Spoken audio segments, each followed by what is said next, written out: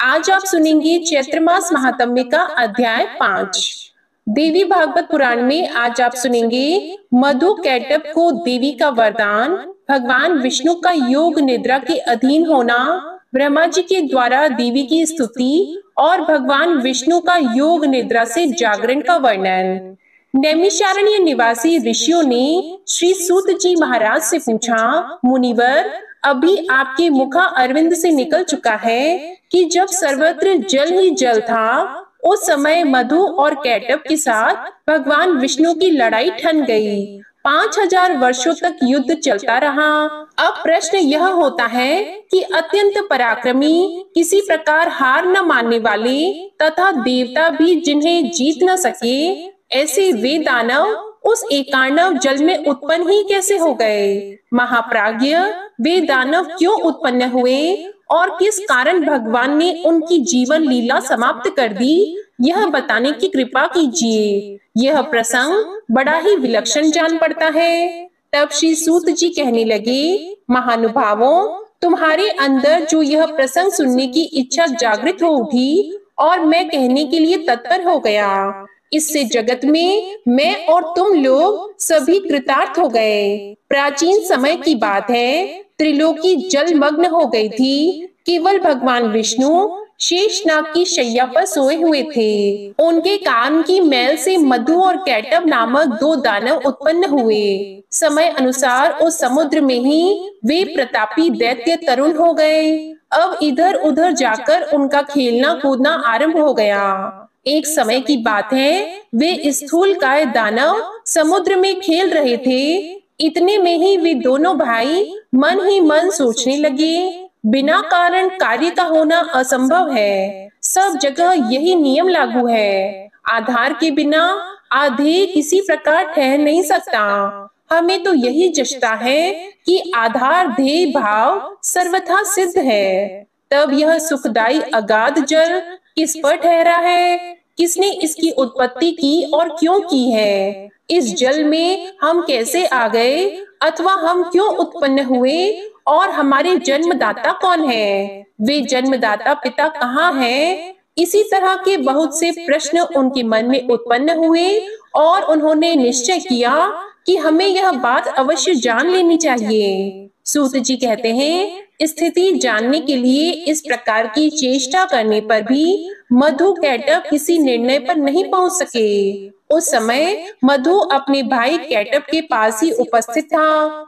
उससे वह कहने लगा, भैया मधु, इस जल में हमारी सत्ता कायम रखने वाली भगवती शक्ति है। उनमें अपार बल है। वे शक्ति कभी नष्ट नहीं होती। मेरी समझ से वे ही इस कार्य की कारण है। उन्होंने इस विस्तृत जल की रचना की है और उन्हीं के आधार पर यह जल ठहरा भी है। वे ही परम आराध्या शक्ति हमारी उत्पत्ति में कारण है। इस प्रकार वास्तविक रहस्य जानने के लिए मधु और कैटभ का मन व्यस्त था। अभी बुद्धि किसी निर्णय तक नहीं पहुंच सकी थी। इतने में ही आकाश में गूंजता हुआ सुंदर वाग भी सुनाई पड़ा। सुनकर वे दोनों उसका अभ्यास करने में तत्पर हो गए। तब उस वाग बीज की आकृति आकाश में इस प्रकार चमक उठी, मानो बिजली कौंध रही हो। फिर तो उन्होंने विचार किया, यही मंत्र है, इसमें कुछ भी संदेह करने की बात नहीं है। ध्यान लगाया तो उसी सगुण मंत्र की झांकी उपलब्ध हुई। अब तो वे उसी मंत्र का ध्यान और जप करने में लग गए। अन्न जल छोड़ दिया, मन और इंद्रियों पर विजय प्राप्त कर ली। यूं 1000 वर्ष तक उन्होंने बड़ी कठिन तपस्या की। फिर तो वह परम आराध्या शक्ति मधु और कैटभ पर प्रसन्न हो गई। उस समय वे निश्चिंत होकर तप कर रहे थे। उनकी स्थिति देखकर शक्ति का मन कृपा से ओतप्रोत हो गया। अतः आकाशवाणी होने लगी, दैत्यों, तुम्हारी तपस्या से मैं प्रसन्न हो, स्वेच्छा अनुसार वर मांगो, उसे मैं पूर्ण कर दूं। श्री सूत जी कहते हैं कि इस प्रकार की आकाशवाणी सुनने के बाद मधु और कैटभ ने कहा, सुंदर व्रत का पालन करने वाली देवी, आप हमें स्वेच्छा मरण का वर देने की कृपा करें। तभी आकाशवाणी हुई, दैत्यों, मेरी कृपा से इच्छा करने पर ही मृत्यु तुम्हें मार सकेगी, यह निश्चित है। देवता और दानव किसी से भी तुम दोनों भाई पराजित न हो सकोगे। सूत जी कहते हैं, देवी के यो वर देने पर मधु और कैटब को अत्यंत अभिमान हो गया। अब वे समुद्र में जलचर जीवों के साथ क्रीड़ा करने लगे। ब्राह्मणों, कुछ समय के बाद एक दिन अनायास ही प्रजापति ब्रह्मा जी पर उनकी दृष्टि पड़ी। ब्रह्मा जी कमल के आसन पर विराजमान थे। मधु और कैटब में अपार बल था। ब्रह्मा जी को देखकर उन्हें अपार हर्ष हुआ। युद्ध करने के लिए इच्छा प्रकट करते हुए वे पितामह से कहने लगे, सुव्रत, तुम हमारे साथ युद्ध करो। यदि लड़ना नहीं चाहते हो तो इसी क्षण जहाँ इच्छा हो चले जाओ, क्योंकि जब तुम्हारे अंदर शक्ति ही नहीं है तब इस उत्तम आसन पर बैठने का अधिकार ही कहाँ रहा। मधु और कैटब की यह बात सुनकर ब्रह्मा जी को बड़ी चिंता हुई। उनका सारा समय तप में ही बीता था। अतः अत्यंत शूरवीर मधु और कैटब को देखकर उन्होंने सोचा, अब मैं क्या करूं? उनके मन में चिंता की लहरें उठने लगी। वे स्वयं किसी निश्चय पर नहीं पहुंच सके। सूत जी कहते हैं, मधु और कैटब बड़े बलवान थे। उन्हें देखकर ब्रह्मा जी उपाय सोचने लगे। सभी शास्त्रों के वे पूर्ण जानकार थे। युद्ध संबंधी साम, दाम, दंड और भेद आदि अनेकों उपाय उनके सामने आए। उन्होंने सोचा, इन राक्षसों में वास्तविक कितना बल है यह मैं बिल्कुल नहीं जानता। शत्रु का बल जाने बिना युद्ध में प्रवृत्त हो जाना ठीक नहीं समझा जाता। ये बड़े दुष्ट और अभिमानी हैं। यदि मैं इनसे विनती करूं तो यह निश्चित है मैंने स्वयं ही अपनी दुर्बलता प्रमाणित कर दी, यानी कि मैंने उनके सामने हार मान ली। फिर निर्बल सिद्ध हो जाने पर तो इनमें से कोई एक ही मुझे मार डालेगा। इस अवसर पर कुछ देकर भी काम चलाना ठीक नहीं जचता, और भेद तो किया ही जाए किस प्रकार। अतः अब शेषनाग की शैया पर सोए हुए जो भगवान विष्णु हैं, उन्हें जगाओ। इनके 4 भुजाएं हैं और असीम बल है। ये ही मेरा दुख दूर कर सकेंगे। इस प्रकार मन ही मन सोचकर ब्रह्मा जी कमल की डंडी पकड़े हुए संतापहारी श्री हरि के पास पहुँचे और उनके शरणापन्न हो गए। उस समय जगत प्रभु श्री विष्णु गाढ़ी नींद में सोए हुए थे। अनेक सुंदर शब्दों से संबोधित करके ब्रह्मा जी ने उन्हें जगाने के लिए स्तवन आरंभ कर दिया। ब्रह्मा जी की स्तुति करने पर भी भगवान विष्णु की नींद नहीं टूटी। उन पर योग निद्रा का पूरा अधिकार जम चुका था। तब ब्रह्मा जी सोचने लगे, अब श्री हरि शक्ति के प्रभाव से पूर्ण प्रभावित होकर खूब गाढ़ी नींद में मग्न हो गए हैं, इसलिए ये जाग न सके। इस स्थिति में मुझ दुखी जन का क्या कर्तव्य होता है? अभिमान में चूर रहने वाले ये दानव मुझे मारने के लिए पास आ गए। अब मैं क्या करूं?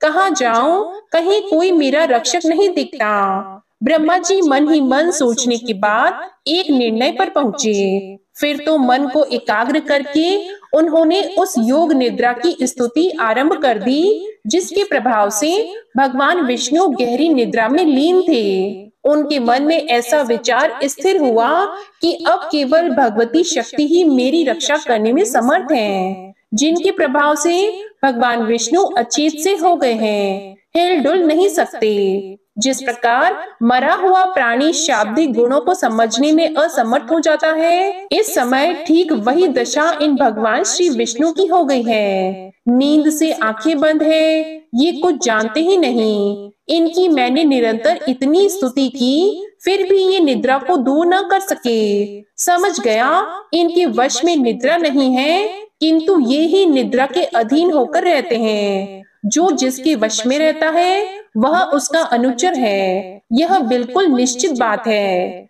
इससे सिद्ध हो गया कि ये भगवती योग निद्रा इन लक्ष्मीकांत भगवान विष्णु की भी अधिष्ठात्री हैं। लक्ष्मी जी भी इन्हीं के अधीन हो गई, क्योंकि पतिदेव विष्णु ही जब अधीन हो गए तब उनकी अलग सत्ता कहाँ हुई। इससे निश्चित होता है कि यह अखिल ब्रह्मांड भगवती योग निद्रा के अधीन है। मैं, विष्णु, शंकर, सावित्री, लक्ष्मी और उमा सभी इन्हीं योग निद्रा के शासन सूत्र में बंधे हैं। इस विषय में अब सोचने विचारने का तो कोई अवसर ही नहीं रहा। जब साधारण मनुष्यों की भांति स्वयं भगवान विष्णु ही इसके प्रभाव से प्रभावित होकर नींद में अचेत से हो गए हैं, तब अन्य महात्मा पुरुषों पर इनका अधिकार है या नहीं, यह तो विचार ही नहीं उठ सकता। इसलिए अब मैं इन भगवती योग निद्रा की स्तुति करूंगा, जिनकी कृपा से जगकर भगवान विष्णु युद्ध में मेरी सहायता करने में तत्पर हो सकेंगे। उस समय ब्रह्मा जी कमल पर विराजमान थे।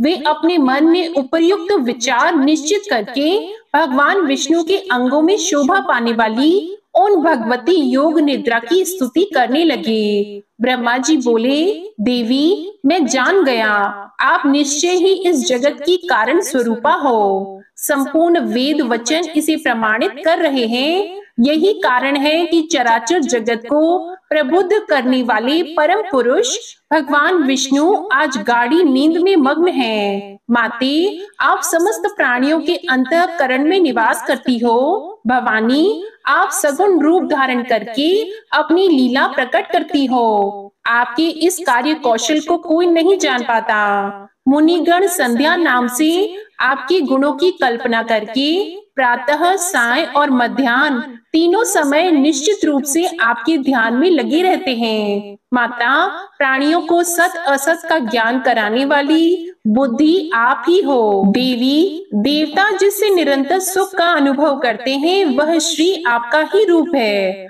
अखिल जगत में आप कीर्ति, धृति, कांति, मति, रति और श्रद्धा रूप से विराजती हो। आप अखिल जगत की जननी हो। मैं दुखी होकर इसका प्रमाण खोजने में प्रयत्नशील था। इतने में भगवान विष्णु आपके अधीन होकर नींद ले रहे हैं, यही मुझे प्रत्यक्ष प्रमाण मिल गया। इससे अधिक अब सैकड़ों प्रमाणों की आवश्यकता ही क्या रही। देवी, वेदज्ञ पुरुष भी आपको नहीं जान पाते। हे देवी, यज्ञ में हवन करते समय भी वेदज्ञ पुरुष आपकी स्वाहा इस नाम का उच्चारण करते हैं। यदि वे स्वाहा न कहें तो देवता लोग यज्ञ भाग से वंचित ही रह जाएं। इससे देवताओं को वृत्ति देने वाली भी आपकी ही सिद्धि हुई। देवी, आप पहले भी मेरी रक्षा कर चुकी हो, वैसे ही अब इस देव शत्रु कैटब से भी मुझे बचाओ। वर देने वाली देवी, मैं मधु और कैटब को अत्यंत भयंकर देखकर भयभीत होकर आपकी शरण में आया हूँ। महानुभावे, इस समय भगवान विष्णु मेरे इस दुख को नहीं जानते, ऐसी मेरी समझ है, क्योंकि वे आपकी माया से अचेत होकर जड़वत पड़े हैं। ऐसी स्थिति में या तो आप भगवान विष्णु पर से अपना प्रभाव खींच लीजिए, अथवा इन दानव राज मधु और कैटब का स्वयं संहार कीजिए। इन दोनों में जो आपकी रुचि हो वही कीजिए। भगवती लक्ष्मी भी आपके ही अधीन है, अतः वे भी अपने पति देव श्री हरि को नहीं जगा सकती। जान पड़ता है उन्हें भी आपके प्रभाव से अकस्मात नींद आ गई, जिससे वे परवश की भांति सो गई हैं, जगती ही नहीं। हे देवी, आप संपूर्ण जगत की माता हो। सभी मनोरथ पूर्ण करना आपका स्वभाव है। जो लोग अन्य देवताओं की उपासना छोड़कर आपके परायण होकर चरण कमलों में उत्तम भक्ति स्थापित करते हैं, वे बड़भागी जन धरातल पर धन्य हैं। हे भगवती, धी, शांति, कीर्ति आदि मंगलमय वृत्तियां आपके ही गुण हैं। आप दिव्य स्वरूपिणी हो। आपकी शक्ति जो निद्रा है उसके अधीन होकर वे विष्णु बंदी की भांति असमर्थ से हो गए हैं। आप ही भगवती शक्ति हो। अखिल जगत में आपका ही प्रभाव व्याप्त है। हे माते, आपने ही युग के आरंभ में विष्णु को जगत का पालन करने के लिए उत्तम शक्ति प्रदान की है। वे समस्त संसार की रक्षा में सफल भी हुए, किंतु आज वे पराधीन से पड़े हैं। हे भगवती, मुझे उत्पन्न करके यदि मेरी स्थिति कायम रखना चाहती हो तो मौन भाव का परित्याग करके दया करने की कृपा करो। ये दानव काल स्वरूप हैं, इन्हें आपने बनाया ही क्यों, अथवा मेरा उपहास कराने की इच्छा से ही इन्हें प्रकट कर दिया। हे भवानी, मैंने आपकी अद्भुत चेष्टा जान ली। संपूर्ण संसार की सृष्टि करके आप स्वतंत्र रूप से आनंद का अनुभव किया करती हो, फिर चराचर जगत को अपने में लीन भी कर लेती हो। एक तो आपने पहले मुझे जगत सृष्टा बना दिया, वही मैं यदि दैत्य के हाथ से मारा गया तो मेरी बड़ी अपकीर्ति होगी। श्री सूत जी कहते हैं, जब इस प्रकार ब्रह्मा जी ने भगवती देवी की स्तुति की, तब तामसी निद्रा देवी भगवान विष्णु के श्री विग्रह से निकलकर बगल में खड़ी हो गई। अब अमित पराक्रमी भगवान श्री हरि के सभी अंगों से निद्रा देवी का अधिकार उठ गया। मधु और कैटभ के संहार के लिए ही भगवती योग निद्रा ने ऐसी कृपा की थी। फिर तो भगवान श्री विष्णु जब अपने शरीर को हिलाने डुलाने लगे, तब उनके दर्शन करके ब्रह्मा जी आनंद विभोर हो उठे। साथ ही उन्होंने श्री हरि की परिक्रमा आरंभ कर दी। ऋषियों ने पूछा, हे महाभाग सूत जी, इस कथा प्रसंग को जानकर तो हमें बड़ा ही आश्चर्य हो रहा है, क्योंकि वेद शास्त्र पुराण और विज्ञ जनों ने सदा यही निर्णय किया है कि ब्रह्मा विष्णु और शंकर ये ही तीनों सनातन देवता हैं। इनसे बढ़कर इस ब्रह्मांड में दूसरा कोई देवता है ही नहीं। ब्रह्मा जी सारे संसार की सृष्टि करते हैं। जगत का संरक्षण भगवान विष्णु के अधीन रहता है। प्रलय के अवसर पर शंकर जी उसका संहार किया करते हैं। इस जगत प्रपंच के ये ही तीनों देवता कारण हैं। ये वास्तव में एक ही हैं, किंतु कार्यवश सत्व रज और तम आदि गुणों को स्वीकार करके ब्रह्मा विष्णु एवं शंकर नाम से विख्यात होते हैं। इन तीनों में परम पुरुष भगवान विष्णु सबसे श्रेष्ठ हैं। वे जगत के स्वामी और आदि देव कहलाते हैं। उनमें सब कुछ करने की योग्यता है। दूसरा कोई भी देवता उन अतुल तेजस्वी श्री विष्णु के समान शक्तिशाली नहीं है। फिर ऐसे सर्व समर्थ परम प्रभु भगवान श्री विष्णु योग माया के अधीन होकर कैसे सो गए? महाभाग, हमें यह महान संदेह हो रहा है। इस मंगलमय प्रसंग को सुनाने की कृपा कीजिए। सुव्रत, आप पहले जिसकी चर्चा कर चुके हैं और जिसने परम प्रभु विष्णु पर अधिकार जमा लिया, वह कौन सी शक्ति है? कहां से उसकी सृष्टि हुई? उसमें कैसे इतना पराक्रम हो गया और क्या उसका परिचय है? यह सब बताने की कृपा कीजिए। जो सबके स्वामी हैं, जगत के गुरु हैं, सर्वोत्तम आत्मा है, परम आनंद स्वरूप है, सच्चिदानंदमय विग्रह है, सबकी सृष्टि करते हैं और सबका संरक्षण करते हैं, रजोगुण से रहित हैं, ऐसे सर्व गुण संपन्न भगवान श्री विष्णु विवश होकर कैसे नींद में अचेत हो गए? आप में अप्रतिम ज्ञान भरा है। हमें ये जो महान संदेह हो रहा है, इसे आप अपनी ज्ञानमयी तलवार से काटने की कृपा करें। श्री सूत जी कहते हैं, मुनिवरों, चराचर सहित इस त्रिलोकी में कौन ऐसा है जो इस संदेह को दूर कर सके? ब्रह्मा जी के पुत्र नारद, कपिल आदि दिव्य महापुरुष भी इस प्रश्न का समाधान करने में निरुपाय हो जाते हैं। महानुभावों, यह प्रश्न बड़ा ही गहन और विचारणीय है। इसके संबंध में मैं क्या कह सकता हूँ? जिनसे यह इतना विशाल चराचर जगत उत्पन्न हुआ है, उन भगवान विष्णु को ही वेदों में सर्व अंतर्यामी और सबका रक्षक बताया गया है। अतएव वैदिक सिद्धांत को मानने वाले सभी लोग उन परम प्रभु भगवान नारायण के चरणों में मस्तक झुकाकर उन्हीं की उपासना करते हैं। ऐसे ही कुछ लोग शंकर जी के भी उपासक हैं। महादेव, शंकर, शशि शेखर, त्रिनेत्र, पंचवक्त्र, शूलपाणी, वृषभ ध्वज, त्रयंबक, कपर्दी और गौरी देह अर्धधारी आदि नामों से भगवान शिव वेदों में विख्यात हैं। वे सदा कैलाश पर्वत पर रहते हैं। उनमें सारी शक्तियां निहित हैं। भूतगण उन्हें चारों ओर से घेरे रहते हैं। उन्होंने दक्ष का यज्ञ विध्वंस कर दिया था।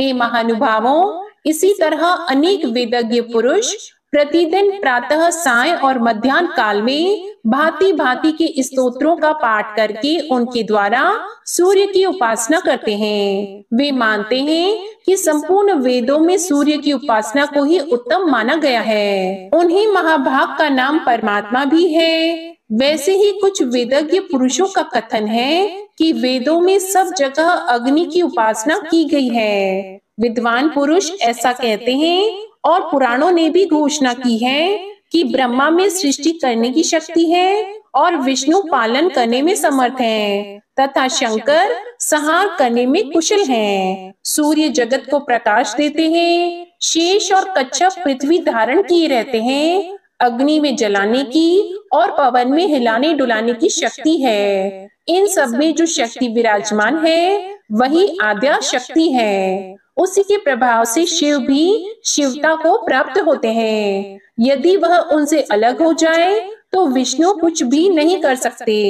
इसलिए मुनिवरों, विवेकी पुरुष संदेह रहित होकर उस शक्ति की ही उपासना करें। संपूर्ण शास्त्रों से यही बात निश्चित होती है। शक्तिहीन पुरुष चेष्टा रहित हो जाता है, यह तो प्रत्यक्ष ही दिखाई पड़ रहा है। इसलिए संपूर्ण जगत में शक्ति को ही सर्वोपरि समझना चाहिए। जय माता दी।